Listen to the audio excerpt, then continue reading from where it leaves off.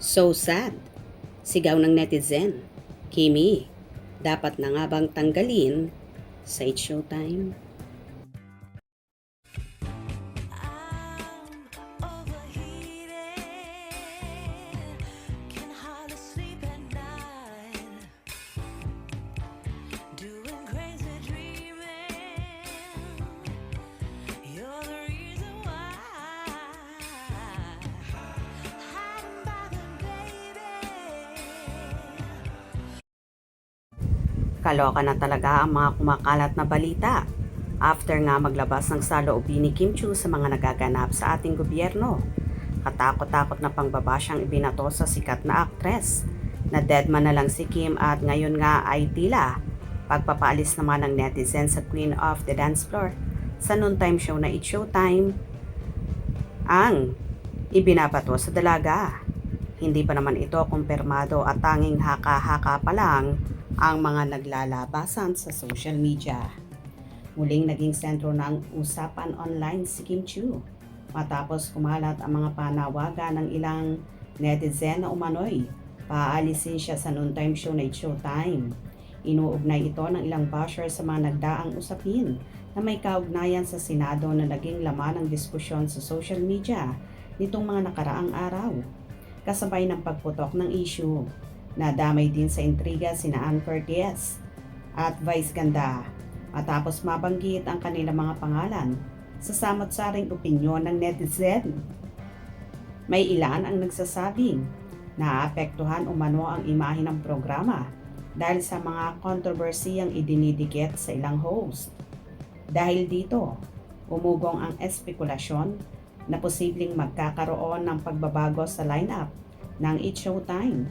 Gayunpaman walang inilalabas na opisyal na pahayag ang management ng programa o ang ABS-CBN na nagpapatunay na may sinumang host na aalis or tatanggalin dahil sa naturang issue. Agad namang dumepensa ang supporters ni Kim at iginigiit na wala umanong sapat na basihan ang mga paratang laban sa actress host. Ayon sa kanyang fans, bahagi lamang ito ng mga intriga na karaniwang ibinabato sa mga sikat na personalidad sa tuwing may maiinit na usaping pinag-uusapan sa online world. Maging sinaan at Vice ay patuloy lamang sa kanilang regular hosting duties at walang indikasyong apektado ang kanilang samahan bilang bahagi ng programa para sa maraming loyal viewers. Nananatiling matatag ang chemistry ng tatlo na isa sa mga dahilan kung bakit patuloy na sinusubaybayan ang noontime show. Uy, hindi pwede na umalis si Kim Chiu sa Showtime. Siyang number 1 na gusto ng mga fans, okay? Sikat kasi kaya tirahin sa walang magawa para meron silang gawa. Yon, kasi ang alam nila, maraming magagalit sa kanila pag i-bash nila si Kim. Maraming fans si Kim. Sino ba silang nagpapaalis kay Kim? Paborito ng lahat sa taga Showtime. Kahit mga bata, mahal si Kim. Ay nako, ang tao nga naman. Bakit ganon kayo kay Kim? Wala namang ginagawang masama. Napakabuti niyang tao. Masipag, mabait, at higit sa lahat maraming natutulungan. Bihira ang artistang katulad niya. Malaking tulong si Kim sa Showtime. Hindi niya man hinihingi na maging host ng programa. Kusang binibigay sa kanya. Kasi kaya niyang gampanan ang maging isang host na bagay sa kanyang personalidad na jolly person. Isa pa di niya hinihingi yon.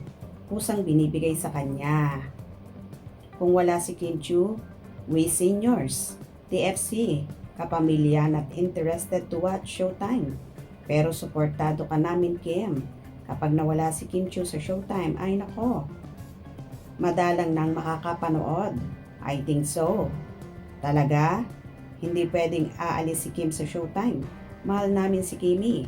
Maraming nagkagusto sa kanya pag nag-hosting siya. We love you, Kimi. Huwag kayong manood ng It's Showtime. Di kayo kawalan. Mas sikat pa rin si Kim kesa sa inyo. O diba at kaloka na lang ang mga intrigang ibinabato kay Chinita Princess. Pero huwag kayong mag-alala dahil walang katotohanan ito. Dahil hindi pa naman ito kinukumpirma ng It's Showtime at lalong higit hindi papayag ang mga kasamahan ni Kimi na mawala siya dahil isa rin siya sa paborito ng madlang people. Hope you enjoyed. Please subscribe for more info.